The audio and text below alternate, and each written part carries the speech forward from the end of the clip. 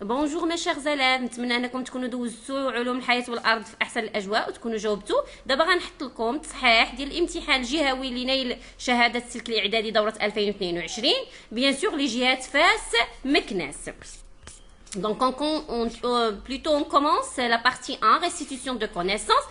Comme la question numéro 1, donnez le rôle des cellules immunitaires suivantes. Donc les phagocytes et les lymphocytes, quel est le rôle de chaque type de cellule. Donc شنو هما les phagocytes, شنو le rôle ديالهم plutôt. Les phagocytes بعدا هما des cellules responsables على الفاغوسيتوز. Donc شنو هو الدور ديالهم؟ هو réalise la phagocytose pour éliminer des éléments étrangers. Donc le phagocyte, ce sont des cellules que leur rôle, c'est quoi le rôle des phagocytes, c'est réaliser la phagocytose afin d'éliminer les antigènes ou bien ce qu'on appelle des anticorps. يعني هما اللي كيديروا لنا دائره البلعامه باش يحيدوا لنا مولد المضاد او لا العنصر الاجنبي. Alors que pour les lymphocytes T8, شكون هما les lymphocytes T8? Les lymphocytes T8 هما ce sont des cellules qui sont capables de se transformer en T cytotoxiques effectrices de la réponse immunitaire cellulaire. D'accord. Donc هما اللي كيتحولوا لنا للسي سيتوتوكسيك، يعني خلايا السي قاتله، وهي اللي كدير لنا الاستجابه المناعيه الخلويه. D'accord. On passe à la question numéro 2. Reliez par une flèche chaque élément du groupe 1 avec celui qui convient du groupe 2. Donc le nerf rachidien. Donc le nerf rachidien, donc il renferme des fibres sensitives et des fibres motrices. D'accord. Puis l'aire motrice, donc elle permet quoi? Elle permet la naissance d'un influx nerveux centrifuge ou bien ce qu'on appelle efférent. Centrifuge, ça veut dire efférent. Très bien. L'aire sensitive, c'est quoi? C'est normalement, elle reçoit, l'aire sensitive, reçoit l'influx nerveux centripète ou afférent. D'accord. Alors que les tendons relient les muscles aux os. Donc, on a des éléments qui permettent de relier les muscles avec les os. On passe à la question 3. Pour chaque item 1 et 2, une seule suggestion est correcte. يعني كل وحده هنا عندها correct وحده اللي صحيحه. Donc maintenant par exemple la proposition الاولى عندها وحده اللي صحيحه. D'accord. Cochez la bonne suggestion. Pour qu'un muscle puisse réagir à un stimulus, elle doit posséder un caractère. Quel est le caractère qui permet au muscle de réagir à un stimulus? Bien sûr, c'est l'excitabilité. D'accord. Donc pour que le muscle réagisse à un stimulus, il doit avoir la propriété l'excitabilité. D'accord. Alors que la destruction de la moelle épinière engendre quoi? Qu'est-ce qu'il engendre? Il engendre la perte des mouvements volontaires et des mouvements réflexes. D'accord. يعني الا خربنا النخاع الشوكي المويل épinière غنفقدوا الحركات الاراديه ولا اراديه parce que même les nerfs ديال الحركه الاراديه ou bien la motricité volontaire passe par le moelle épinière. D'accord. Très bien, on passe répondre par vrai ou faux en cochant la case correspondante pour chaque suggestion. Le sang constitue une barrière naturelle contre l'infection microbienne. Bien sûr que c'est faux. D'accord. Parce que le sang n'intervient pas dans l'immunité. Il contient des cellules qui interviennent, mais le sang n'a aucune relation avec l'immunité. D'accord. Pour 2, la destruction des lymphocytes T8 et T4 par le VIH aboutit à un déficit immunitaire. C'est aussi faux. Pourquoi? Parce que le VIH ne détruit pas le T8 et le T4, il détruit seulement le T4. VIH كيدمرنا غير T4 ما كيدمرناش T8. صافي. D'accord. 3. Au niveau d'un neurone, l'influx nerveux moteur se propage du corps cellulaire vers les synapses. C'est vrai. La sérothérapie consiste à injecter des anticorps pour protéger l'organisme contre une infection probable. Donc c'est fou. Pourquoi c'est fou? C'est parce qu'on injecte des anticorps, c'est pas pour protéger, mais pour le traitement. ماشي الوقاية ولكن للعلاج. D'accord. ملي كتكونوا déjà infectés, تناخذوا les anticorps, des anticorps prêts pour détruire le corps étranger. D'accord. Puis on passe, citer 3 caractéristiques des bactéries qui les rendent virulentes et pathogènes. Donc, شنو هما les caractéristiques ديال les bactéries اللي كتخليهم ان يكونوا عندهم واحد la dangerosité, d'accord, qui rendent normalement les bactéries virulentes. Donc, كاين عندنا la multiplication rapide, la présence de la capsule, la libération ou bien la sécrétion de toxines. D'accord? Donc, on passe. En 2020, le Maroc a enregistré 84 585 accidents routiers qui ont causé de nombreux décès et blessés. Environ 30% de ces accidents sont associés à la consommation de drogue, d'accord, et de l'alcool qui diminue la concentration et la résistance à la fatigue. Pour expliquer l'effet de l'alcool sur l'activité cérébrale, on propose les données suivantes. Le document 1 présente les résultats de l'imagerie du cerveau d'un jeune conducteur de voiture pendant 2 activités. Lorsqu'il a vu un feu rouge qui s'allume, c'est la figure A, d'accord? Et lorsqu'il a touché la pédale du frein, c'est la figure B. La figure C présente quelques observations cliniques. C'est ça.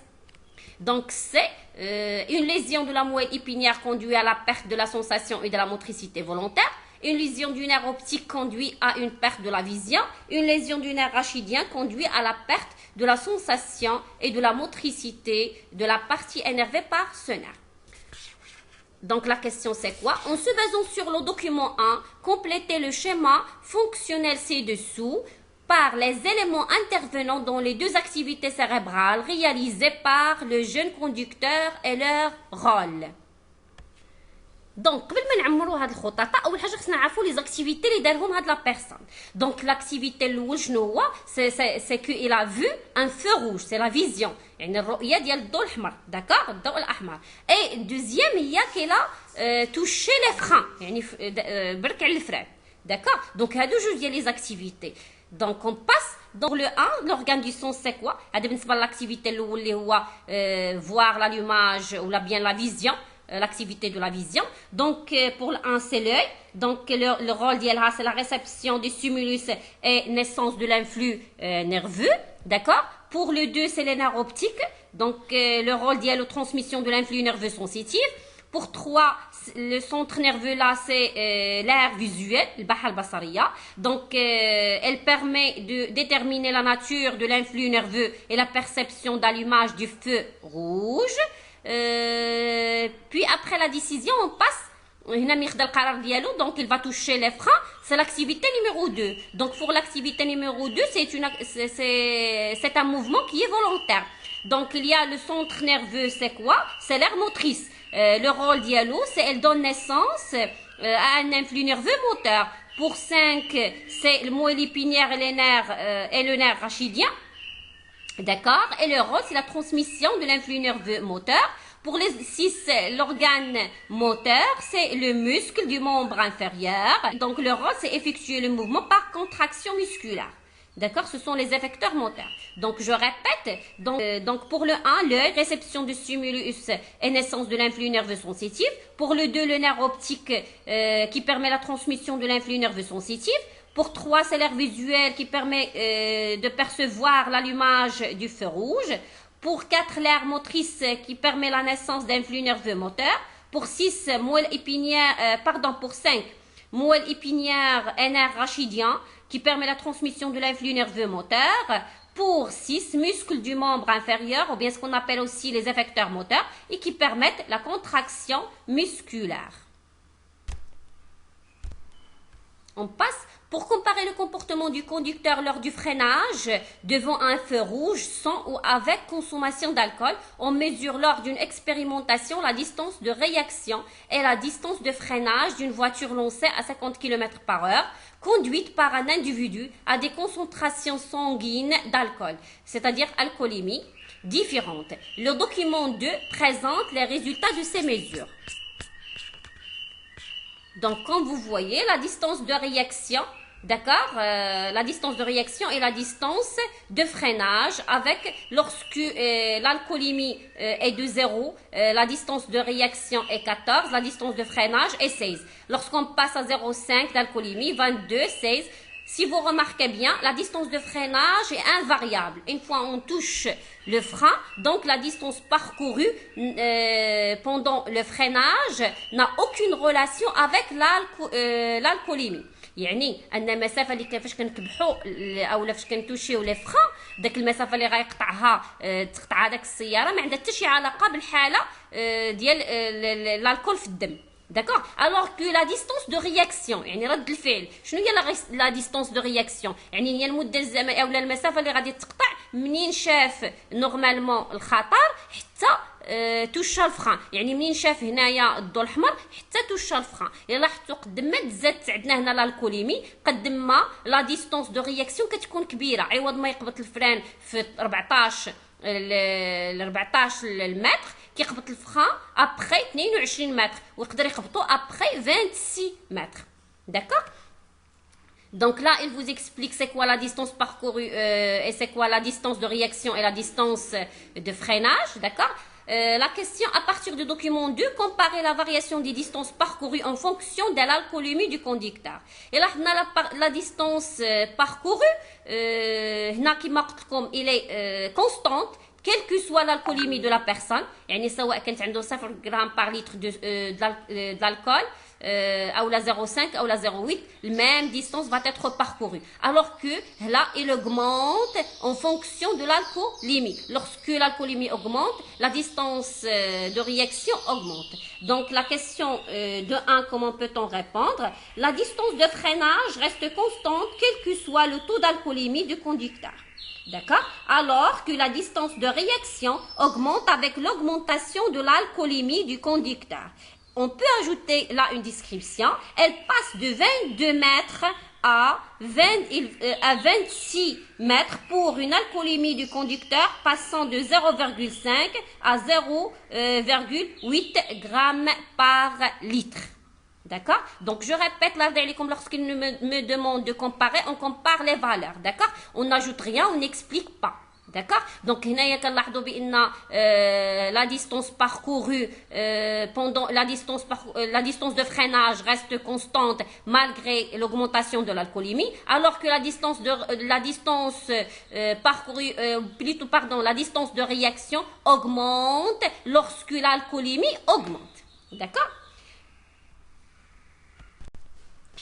La question suivante, c'est quoi? Déduire l'effet de l'alcool sur le comportement du conducteur lors du freinage devant un feu rouge. Donc, شنو هو l'effet de l'alcool? Une fois la personne il consomme une quantité importante d'alcool, qu'est-ce qu'il arrive? Donc, avec l'alcool, la consommation d'alcool permet de quoi? L'augmentation de la distance parcourue. علاش غادي augmenter la distance parcourue? Parce qu'il y a une augmentation de la distance de réaction. D'accord? Donc la déduction, la consommation d'alcool provoque une augmentation de la distance de réaction et par la suite une augmentation de la distance parcourue. صافي ملي كتكون المسافه اللي قطعت في رد الفعل كبيره فبالتالي المسافه اللي غادي تقطع السياره قبل ما غادي توقف غتزاد مالغري كو ان المسافه اللي منين غادي توشي الفران حتى فين غادي توقف غتبقى لا ميم. D'accord. Donc, pour expliquer l'effet de l'alcool sur le système nerveux du conducteur, on étudie son effet sur les neurones de circuit de la motricité volontaire chez un animal, dont la sensibilité à l'alcool est identique à celle de l'espèce humaine, selon un protocole qui vise à estimer la vitesse de la propagation de l'influx nerveux au niveau de 2 neurones d'un animal alcoolisé et d'un autre non alcoolisé. Le document 4 présente des imageries, des coupes de cerveau montrant l'activité cérébrale d'un jeune, c'est le A, d'un jeune non buveur d'alcool, c'est-à-dire qui ne boit pas d'alcool, l'alcool, alors que, et un autre B, ça, c'est celui-là, buveur d'alcool pendant les mêmes activités, c'est-à-dire les mêmes activités, voilà la coupe cérébrale de la personne qui ne boit pas l'alcool, ou la coupe cérébrale de la qui boit l'alcool. Donc, et voilà la durée de transmission de l'influx nerveux. Et ما فاش ما كتكونش l'alcool durée de transmission يعني المده الزمنيه اللي غتستغرقها السيوله العصبيه 3 ملي سكوند. alors ملي كيكون عندنا l'alcool ديك الزمن كيتزاد كيولي 5 ملي سكوند. Donc la question qui suit c'est quoi? Donc la question, à partir des documents 3 et 4, déterminer l'effet de l'alcool sur le système nerveux du conducteur, puis expliquer l'influence de l'alcool sur son comportement lors du freinage devant un feu rouge. On revient d'abord sur le document. Quand vous voyez là, l'effet de l'alcool, tout d'abord, qu'est-ce qu'il provoque? Il provoque une réduction de l'activité des ondes cérébrales. Et là, les ondes cérébrales sont larges en activité. يعني هاد البلايص اللي هما en activité كبار بينما هنايا صغار. Donc réduction des zones en activité. D'accord? Autre chose, qu'est-ce qu'on a remarqué aussi? Que ralentissement de la transmission de l'influx nerveux. L'influx nerveux ولات كتستغرق واحد المده كبيره عاد كتوصل 5 ملي سكوند وسون الكول يلاه 3 ملي سكوند. D'accord? Donc, هذا l'effet de l'alcool. Donc, puis on revient à notre question. Donc, déterminer l'effet de l'alcool. Donc, l'effet de l'alcool, qu'est-ce qu'elle provoque? Donc, l'alcool provoque réduction de l'activité des zones cérébrales et ralentissement de la transmission de l'influx nerveux. هذوما l'effet de l'alcool. De juge.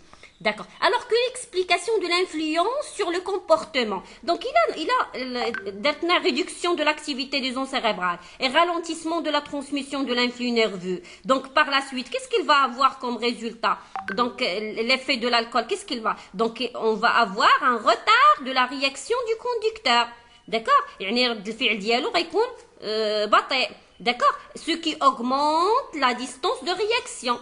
وبالتالي la distance de réaction غادي تكون عندنا كبيره et par la suite une augmentation de la distance parcourue avant l'arrêt de la voiture. Donc je répète, l'alcool qu'est-ce qu'il provoque? Il provoque un ralentissement de la transmission de l'influx nerveux et aussi une réduction de l'activité des ondes cérébrales. D'accord? il دارونا هادو بجوج. دونك علاش السائق ما تيقدرش يوقف قدام الفروج واخا تيضغط على الفران؟ علاش؟ سي باسكو مين تكون عندنا الغالونتيسمون ديال لا ترانسميسيون دو لانفلو مع الريدكسيون ديال لاكتيفيتي دو زون كيكون عندنا ان روتار دو لا رياكسيون دو كونديكتور، سيتيدير رد الفعل ديالو تيكون بطيء صافي، حيت هو نورمالمون هذا لانفلو كتعطل وحتى لي زون اللي هما اون اكتيفيتي كيكونوا صغار. Donc ce qui provoque un retard de la réaction du conducteur, ce qui augmente par la suite la distance de réaction. يعني المسافه اللي قطعها باش عاد برك على الفرن كتكبر. D'accord? L'augmentation de la distance de réaction, ce qui provoque par la suite une augmentation de la distance parcourue avant l'arrêt de la voiture. Donc, je répète, l'effet de l'alcool, l'effet de l'alcool, donc ralentissement de la transmission de l'influx nerveux et aussi réduction de l'activité du zone cérébrale. Donc, on explique maintenant le comportement lors de freinage devant un feu rouge. Donc, c'est parce que, avec le ralentissement de la transmission de l'influx nerveux et la réduction de l'activité du zone cérébrale, provoque un retard de la réaction du conducteur et par la suite, augmentation de la distance de réaction, ce qui provoque une augmentation de la distance parcourue avant l'arrêt des voitures. J'espère que c'est clair. On passe à l'exercice 2. Suite à l'ingestion de l'eau provenant d'un puits, des habitants d'un village ont été infectés par une bactérie, Salmonella typhi, qui est responsable de la fièvre typhoïde. Les symptômes comprennent une fièvre aiguë, 37 degrés à 40, et prolongée, c'est-à-dire des malaises, des maux de tête, de la diarrhée, etc. Pour montrer l'intérêt de la vaccination contre typhoïde, on propose des données suivantes. Le document 1 présente les résultats du comptage des cellules sanguines chez un habitant malade infecté par salmonelle typhi. هاد السالمونيل تيفي كتكون عندنا في الماء، داكوغ كيقدروا يشربوها في الماء البير الا ما كانش معقم او لا في المياه. Là, si vous remarquez bien, les globules rouges, le nombre d'yalhom, il est compris entre ces deux valeurs qui représentent la valeur normale. Alors que pour les globules rouges, on a 13 600 qui dépassent normalement 10 000. C'est-à-dire qu'elle dépasse le nombre normal ou bien la valeur normale. D'accord? Pour les plaquettes 310 000, d'accord, elle est comprise, donc la valeur est comprise entre, ou bien comprise dans l'intervalle normal. D'accord? Donc, en exploitant nos documents, déterminer les cellules intervenant contre la bactérie salmonelle typhi. لاحظتوا معايا نعاود هنايا نورمالمون هذه راها كتنتمي لهذا المجال، هذه كتنتمي لهذا المجال لي بلاكيت، ولكن لو غلوبول بلون هما اللي تعداو النسبه اللي هي عند الانسان العادي. صافي نورمالمون الانسان العادي عنده ما بين 4000 و 10000، هو عنده 13600 سيتادير 13600. دونك شنو هما اللي هنايا لي غلوب، شنو هما لي سيلول كي انترفيان؟ بيان سور سو سون لي غلوبول بلون. علاش قلنا لي سيلول سو سون لي غلوبول بلون؟ parce que chez le malade le nombre de globules rouges et des plaquettes est normal. D'accord, لاحظتوا معايا هنا les globules rouges مع les plaquettes sont normales, alors que le nombre de globules blancs dépasse les valeurs normales, et par la suite ce sont les globules ou bien ce sont les cellules qui interviennent contre la bactérie salmonelle typhi. Donc, pour mettre en évidence la nature de la réponse immunitaire déclenchée contre Salmonella typhi par les cellules immunitaires, on propose les données expérimentales du document 2. Donc, l'injection des salmonelles typhi et de la toxine, ou bien, soit on injecte le salmonelle typhi ou bien la toxine typhique, on remarque la mort. Pour B, l'injection de l'anatoxine typhique et après 10 jours, l'injection de toxine, la survie. L'injection simultanée de la toxine typhique et d'un sérum prélevé de souris B. Après 15 jours, bien sûr, il y a la survie. Injection simultanée de la toxine typhique et des lymphocytes T prélevés de la souris B. Après 15 jours, mort.